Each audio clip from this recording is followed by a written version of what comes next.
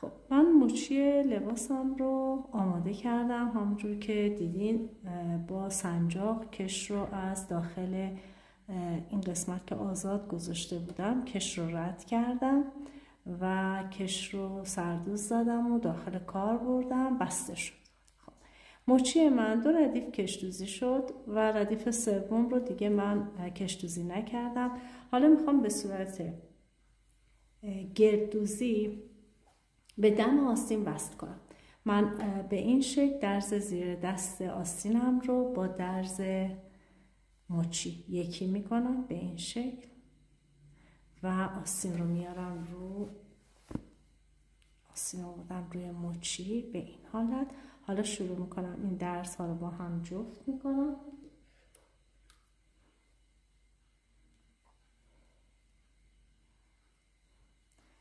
و به این صورت دور تا دور کار رو ببینید به این صورت دوخت میزنم.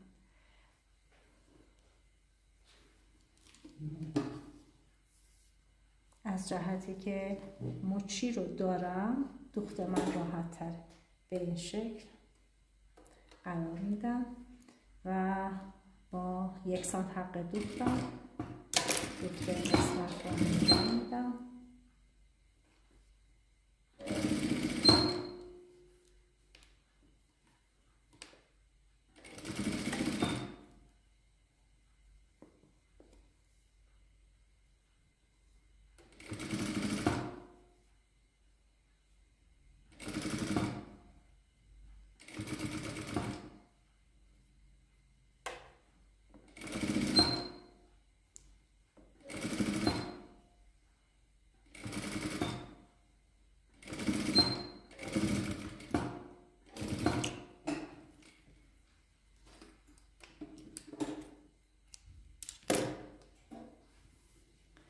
حالا اگر آستر هم داشته باشه لباس هم آسترش هم به همین لبه میدوزم، برمیگردم به سمت داخل. پس به این شکل الان مچی لباس من آماده شد به این حالت.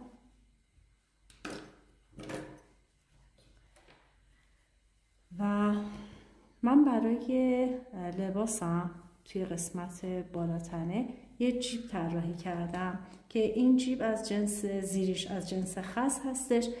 قسمت بالای سجاف 3 سانتی داره به این شکل و دیوارهای کار تا میشه دوخت میشه به لباس و این نما روی جیب به اصطلاح اولیه که از جنس تدی هست قرار میگیره که خب این جیب کاربردی هستش استفاده میشه و قسمت بالای جیب هم باز میتونه دهانه جیب اینجا آزاد باشه و ما 2 تا جیب رو داشته باشیم توی لباسمون. من اول جیب نمای رو به این صورت آماده کردم که از داخل آستر کشی کردم چون ضخامت پارچه من نسبتا زیاده، تدی هم ضخیمه، از جنس آستر کار کردم. به این شکل که اومدم طراحی قسمت روی کارم رو که زدم آستر رو به اندازه 2 میلیمتر دور تا دور کوچیکتر برداشتم که وقتی که دوخت میکنم ببینید آستر به اندازه 2 میلیمتر به سمت داخل غلطیده بشه و از روی کار شما به هیچ وجه آستر رو نبینید. پس هم اندازه میبرم و بعد میذارم روی جیب همونجور که دارین میبینید و شروع میکنم دور تا دورش رو به اندازه 2 میلیمتر از هر طرف کوچیک میکنم و وقتی میخوام دوخت کنم ببینید لبه کار رو میرسونم. از این طرف کار کمه، وقتی دوباره این طرف رو میکشونم میرسونم کار کوچیک میشه. ببینید به این صورت من الان یک طرف کار رو میدوزم. ببینید از ابتدای کار لب به لب گذاشتم. حالا اینجا این قسمت شما میبینید کار کمه به اندازه 2 میلیمتر بالا 2 میلیمتر پایین 4 میلیمتر. من چه کار میکنم؟ اینو کاملا با هم جفت میکنم. سوزنم رو اینجا نگه میدارم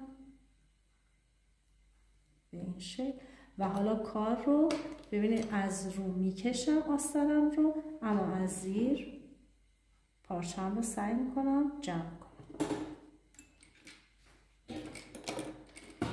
ببینید بهش این قسمت زیر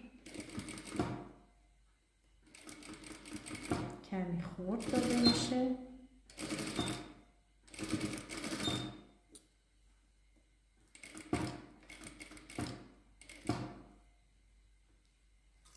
قسمت پایین کار هم به همین شکل.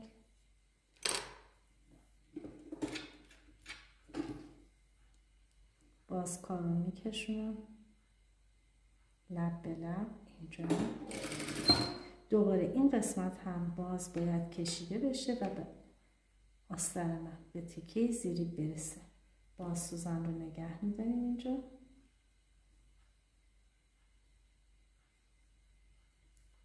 و همونجور که میبینید روی کار رو میکشم، زیر کار رو خرد میدم.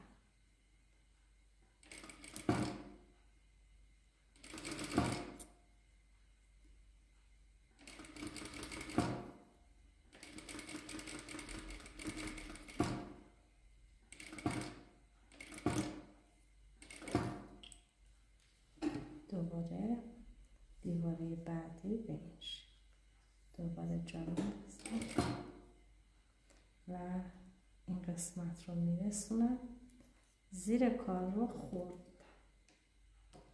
به همین ترتیب دور تا دور کار رو میدوزم. من قراره یه قسمتی از کار رو آزاد بذارم که بتونم به رو کنم. ببینید همونجور که اینجا الان میبینید من توی این دیواره این قسمت کار رو باز گذاشتم که بتونم جیب رو بکشونم بیرون. پس من توی این دیواره میتونم یه قسمتی رو آزاد بذارم برای برو کردن جیب.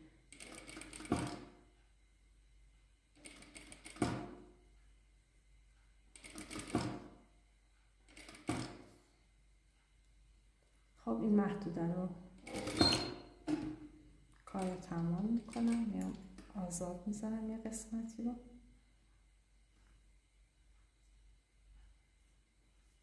در حد 4-5 سانت بسته به ضخامت پارچه‌تون میتونید کار رو باز بذارید.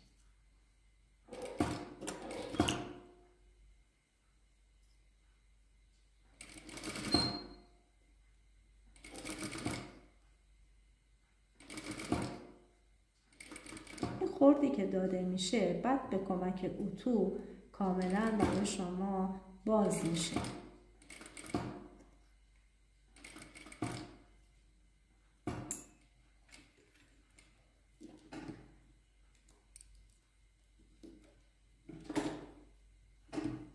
کار رو دوباره حرکت میدم. این قسمت دوباره آستر من کیپ بشه لب به لب.